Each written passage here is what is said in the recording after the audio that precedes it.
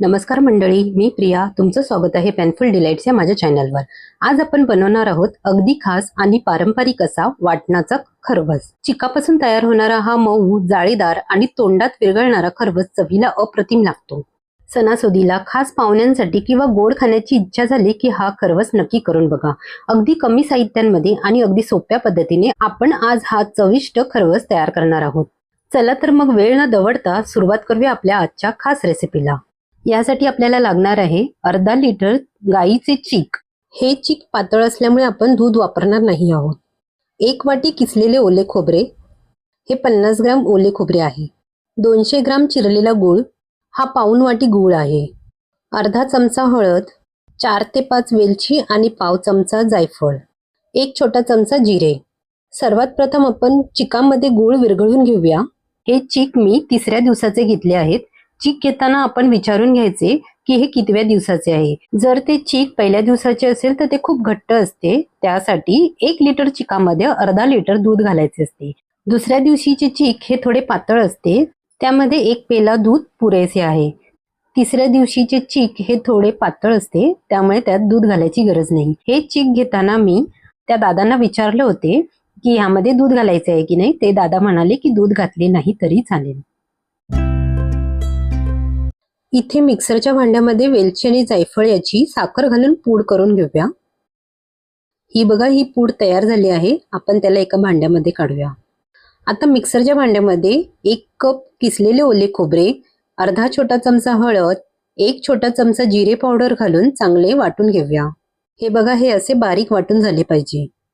अजूनही या चिकामध्ये गुळाचे खडे आहेत, ते चमच्याच्या साहाय्याने आपण दाबून चांगले विरघळवून घेऊया. आता ज्या भांड्यामध्ये आपल्याला चीक वाफवायचं आहे ते भांडे आपण तयार करूया.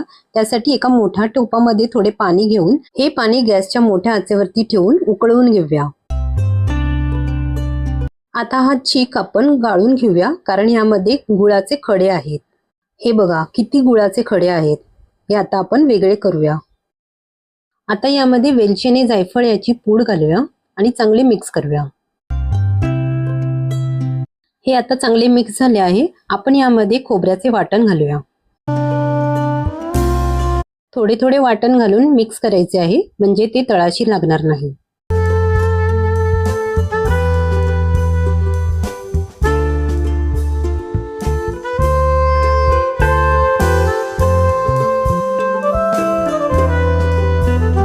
आता आपले सर्व वाटण घालून झाले आहे.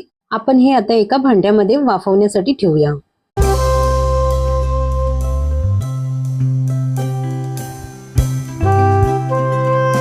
इथे आपण टोपात जे पाणी ठेवले होते ते उकळले आहे. यावरती आपण हे भांडे ठेवूया.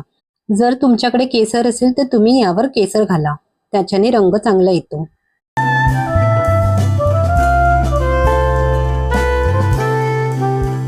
या भांड्यावरती आपल्याला एक झाकण ठेवायचे आहे, जेणेकरून वाफेचे पाणी यामध्ये पडणार नाही.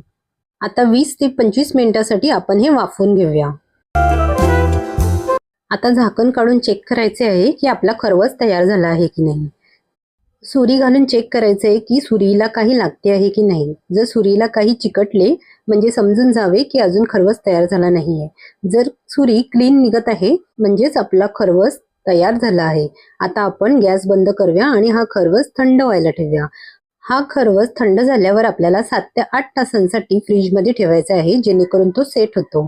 त्यानंतरच त्याचे असे छोटे काप करायचे आहेत.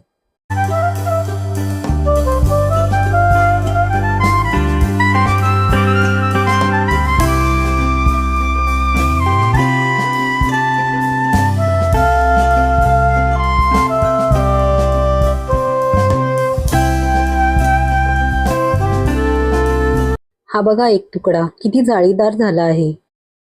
तर मंडळी, आपला मऊ, जाळीदार आणि स्वादिष्ट वाटणाचा खरवस अगदी तयार आहे. खरंच इतका सोपा आणि झटपट होणारा हा गोड पदार्थ नक्की एकदा करून पहा. तुम्हाला ही रेसिपी आवडली असेल तर या व्हिडिओला लाईक करा, शेअर करा आणि माझ्या चॅनलला सबस्क्राईब करायला विसरू नका. पुन्हा भेटूया अशाच नवीन रेसिपी सोबत. तोपर्यंत धन्यवाद.